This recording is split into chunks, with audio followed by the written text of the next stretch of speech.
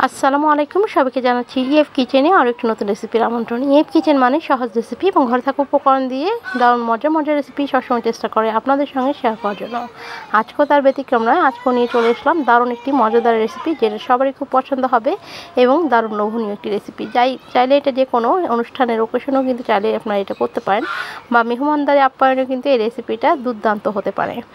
এমনকি যখন নিজেদের কোনো স্পেশাল দিন আসবে তখন চাইলে কিন্তু এই রেসিপিটা করতে পারেন, বা যখন খেতে মন চাইবে তখনও করতে পারেন। যাই হোক, এত মজাদার একটি রেসিপি যা আপনারা খেলেই বুঝতে পারবেন বা দেখলেই বুঝতে পারবেন। এই চিকেনটা যেমন খেতে দারুণ মজাদার, তেমন কিন্তু দারুণ একটা ফ্লেভার আছে। সেই ফ্লেভারটার কারণে এই চিকেনটা কিন্তু আরও দুর্দান্ত টেস্ট নিয়ে চলে আসে। আজকে আমি আপনাদেরকে তৈরি করে দেখাচ্ছি চিকেনের দারুণ মজার একটি রেসিপি, সেটা হলো আচারি চিকেন। আর এই আচারি চিকেনে আচারের ফ্লেভারটা আসে, আর এই আচারের ফ্লেভারটার কারণে কিন্তু আচারি চিকেনটা খেতে অনেক ভালো লাগে। তাহলে কথা না বাড়িয়ে চলুন দেখে আসি কীভাবে তৈরি করছি এই দুর্দান্ত একটি রেসিপিটা। এখানে প্রথমে আমি একটি ফ্রাই প্যান কড়াই নিয়ে নিয়েছি, আর তার মধ্যে দিয়ে দিচ্ছি প্রায় 3 টেবিল চামচের মতো সরিষার তেল। অবশ্যই কিন্তু এই রেসিপিটা রান্না করার জন্য আপনাকে সরিষার তেলটা ইউজ করতে হবে, কারণ সরিষার তেলটা দিলেই কিন্তু এটার আসল টেস্টটা আপনি পাবেন। সাদা তেল দিয়ে হয়তো বা করতে পারবেন, কিন্তু আসলে আপনি পারফেক্ট টেস্টটা কখনোই পাবেন না। তারপর এখানে আমি দিয়ে দিচ্ছি 1 চা চামচের মতো পাঁচফোড়ন, 3টা এলাচ এবং 3টা লবঙ্গ এবং 2-3 টুকরো দারচিনি। এগুলো দিয়ে ভালোভাবে আমি প্রথমেই একটু ভেজে নিব তেলের সঙ্গে। তাতে কিন্তু খুব সুন্দর একটা এই আস্ত মশলার ফ্লেভারটা বেরিয়ে আসবে, আর পাঁচফোড়নের দারুণ একটা সুগন্ধ বেরিয়ে আসবে। এখন সব কিছু যখন এরকম ভাজা হয়ে যাবে, সে পর্যায়ে এখানে অ্যাড করে দিব আমি 1 কাপের মতো পেঁয়াজ কুচি। পেঁয়াজটাকে আমি ভালোভাবে এই সব মশলার সঙ্গে একটু হালকা ব্রাউন কালার করে একটু ভেজে নেওয়ার চেষ্টা করব। এখন অনবরত নাড়াচাড়া করে আমি পেঁয়াজগুলোকে খুব ভালোভাবে একটু ভেজে নিচ্ছি। আর এই পর্যায়ে দিচ্ছি স্বাদ মতো লবণ। লবণটা দিয়ে দিচ্ছি এই কারণে যেন পেঁয়াজটা তাড়াতাড়ি মজে যায় আর ভাজাটাও হয়ে যায়।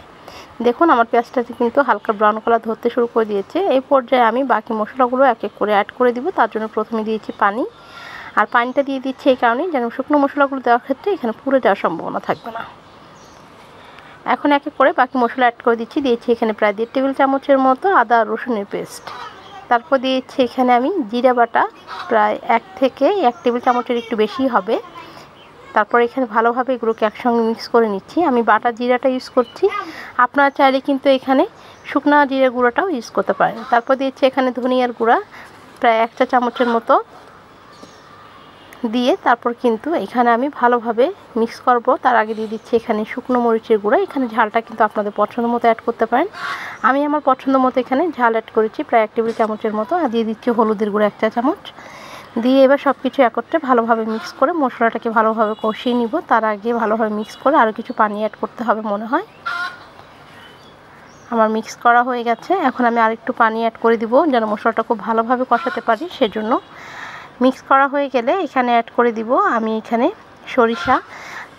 আচারের চিকেন তৈরি করতে গেলে অবশ্যই চিকেনের যা যা প্রয়োজন আচারের জন্য সেটা কিন্তু অবশ্যই দিতে হবে। তার মধ্যে কিন্তু ইম্পর্টেন্ট একটা পার্ট হলো এই সরিষা। অবশ্যই আপনাকে এখানে সরিষাটা দিতে হবে। আমি প্রায় 1.5 টেবিল চামচের মতো এখানে সরিষা দিয়ে দিলাম। দিয়ে এবার সব কিছু একত্রে আবারও ভালোভাবে মিক্স করে ঢাকনা দিয়ে ঢেকে তারপর কিন্তু মশলাটাকে খুব ভালোভাবে কষিয়ে নেব। আমার মিক্স করা হয়ে গেছে। এখন আমি ঢাকনা দিয়ে ঢেকে দিচ্ছি আর মশলাটাকে ভালোভাবে কষিয়ে নিচ্ছি। আমার মশলাটা কিন্তু ভালোভাবে কষানো হয়ে গেছে। এই পর্যায়ে একটু নাড়াচাড়া করে দিয়ে তারপর আমি চিকেনটাকে অ্যাড করে দিচ্ছি। চিকেনটা আমি আগে থেকে কেটে ধুয়ে পরিষ্কার করে নিয়েছিলাম, সেটা এখন দিয়ে দিচ্ছি। আর এই আচারি চিকেন করার জন্য আপনি আপনার পছন্দ মতো কিন্তু চিকেনটা কাটতে পারেন, চাইলে আরও ছোটো ছোটো করে কাটতে পারেন। তবে আমি রেগুলার যে সাইজটা করি সেটা দিয়েই করছি। আর আপনারা আপনাদের পছন্দ মতো যে কোনোভাবেই কিন্তু চিকেনটাকে কাটতে পারেন, কোনো রকম সমস্যা নেই। এখন ভালোভাবে মিক্স করে দিয়ে আমি ঢাকনা দিয়ে ঢেকে মাংসটাকে ভালোভাবে কষিয়ে নিচ্ছি।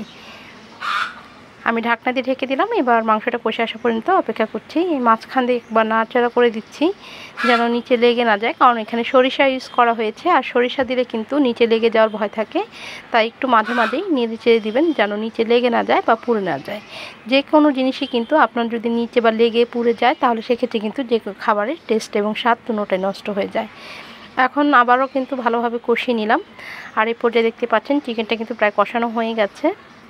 আর চিকেন থেকে অনেকটা পরিমাণ পানি বের হয়ে এসেছে, তাই বেশি কষানো যাবে না। তাই এখানেই আমি পানিটা অ্যাড করে দিব। আর সঙ্গে দিয়ে দিয়েছি 5-6টা কাঁচামরিচ। এতে খুব সুন্দর একটা ফ্লেভার আসবে, তাই কাঁচামরিচটা অ্যাড করে দিলাম। এখন আমি এখানে প্রায় হাফ কাপের মতো একটু পানি অ্যাড করে দিব। বেশি পানি অ্যাড করার প্রয়োজন নেই, কারণ ব্রয়লার মুরগি কিন্তু সেদ্ধ হতে আসলে বেশি সময় প্রয়োজন লাগে না, খুবই অল্প সময়ের মধ্যে কিন্তু এটা হয়ে যায়। তাই হাফ কাপ মতো পানি অ্যাড করে দিচ্ছি। আর এই হাফ কাপ পানি অ্যাড করে দিয়ে ভালোভাবে মিক্স করে দিয়ে আমি আবারও ঢাকনা দিয়ে ঢেকে অপেক্ষা করছি। এবার ঢাকনা দিয়ে ঢেকে দিচ্ছি। আর এই পর্যায়ে দেখতে পাচ্ছেন আমার চিকেনটা কিন্তু প্রায় হয়েই গেছে। এখন আমি এটাকে একটু ভালোভাবে আবারও নাড়াচাড়া করে দিচ্ছি। আর এখানে কিছু মশলা অ্যাড করতে হবে, সেটা অ্যাড করে দিব। এখন দিয়ে দিচ্ছি এখানে আমি 1 চা চামচের মতো গরম মশলার গুঁড়া। এটা কিন্তু রেডিমেড কিনা গরম মশলা, সেটা দিয়েছি। আপনাদের ঘরে যদি তৈরি করা আসলে গরম মশলা থাকে সেটা আপনারা দিয়ে দিতে পারেন। তারপর দিয়েছি এখানে 1 চা চামচের মতো পাঁচফোড়ন। আমি এখানে পাঁচফোড়নটাকে ভেজে গুঁড়ো করে নিয়েছি, সেটা দিয়ে দিলাম। এতে কিন্তু খুব সুন্দর একটা আচারের ফ্লেভার আসবে। আমি আগেও কিন্তু কিছুটা পাঁচফোড়ন দিয়েছি, তাতে যেমন সুগন্ধ আসছে, কিন্তু এটা দিয়ে কিন্তু দারুণ একটা সুগন্ধ আসবে। যখন এই মাংসটা এখন দিয়ে দিলাম আচারটা, তখন পাঁচফোড়নটা দেওয়ার পর প্রায় কিন্তু এটা খুব সুন্দর একটা ফ্লেভার বেরোতে শুরু করে দিয়েছে। পুরো ঘর যেন মনে হচ্ছিল আচার তৈরি করছি, এরকম একটা সুগন্ধ। আর এই দেখুন কিন্তু আচারটা হয়ে গেছে আমার চিকেনের আচারি রেসিপি। অসাধারণ এই রেসিপিটা আপনার চাইলে কিন্তু যেমন গরম ভাত, পোলাও, রুটি, পরোটা যে কিছুর সাথে কিন্তু অনায়াসে খেতে পারেন। এটা যখন আপনি যে কোনো মেহমানকেও যদি দেন, তারা কিন্তু এটা খেয়ে আপনার প্রশংসা করতে বাধ্য হবে। কারণ এত মজাদার একটা রেসিপি যে খাবে সে যদি প্রশংসাই না করে, তাহলে বোঝা যাবে তার কোনো টেস্ট নেই। আসলে এরকম রেসিপি সবসময় চেষ্টা করবেন নিজের প্রিয়জনকে খাওয়াতে, নিজেও খেতে। রেসিপিটা কেমন লাগলো অবশ্যই কিন্তু জানাবেন। আর ভালো লাগলে অবশ্যই চ্যানেলটাকে সাবস্ক্রাইব করে চ্যানেলের পাশে থাকবেন। পাশে থাকা বেল আইকনটা বাজিয়ে দিয়ে নোটিফিকেশনটা অন করে দেবেন। সেক্ষেত্রে আমার চ্যানেলে নতুন ভিডিওগুলো সবার আগে আপনার কাছে পৌঁছে যাবে। কারণ এই কিচেন সবসময় চেষ্টা করে আপনাদের জন্য সহজ সহজ রেসিপিগুলো শেয়ার করার জন্য। আজকের মতো এই পর্যন্তই। ভালো থাকবেন, সুস্থ থাকবেন, আমার জন্য দোয়া করবেন। আল্লাহ হাফেজ। আসসালাম।